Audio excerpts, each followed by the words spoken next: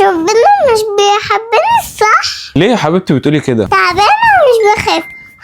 بصي يا حبيبتي، انا هفهمك على حاجه. مش معنى انك انت تعبانه يكون ربنا ما بيحبكيش، بالعكس ربنا بيحط لنا المرض والتعب ده اختبار في حياتنا، وطبيعي ان احنا نتعب ونحس بالمرض في ايام من حياتنا كتيره. اسمعنا، انا بالذات تعبانة. ربنا لما بيحب حد بيختبره. يعني في قصة لسيدنا يونس زمان، ربنا خلاه يخش جوه بطن الحوت علشان ينقذه من ناس وحشين، علشان ده كان ابتلاء لسيدنا يونس.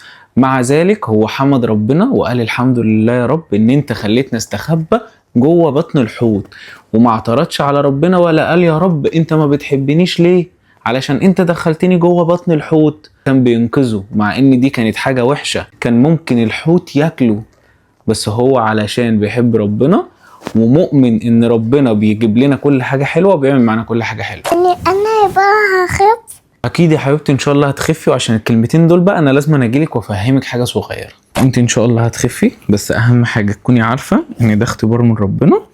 زي ما احنا كده بنتعب في المدرسة وبنذاكر، تعبانة يا مازن. معلش يا حبيبتي، زي ما انت بتتعبي في المدرسة كده وبتذاكري عشان لما يجي يبقى في امتحان تنجحي، ربنا حاطط لك التعب ده امتحان ليكي. المهم نصبر ونقول الحمد لله يا رب على التعب، صح؟ الحمد لله على كل حاجة. باي.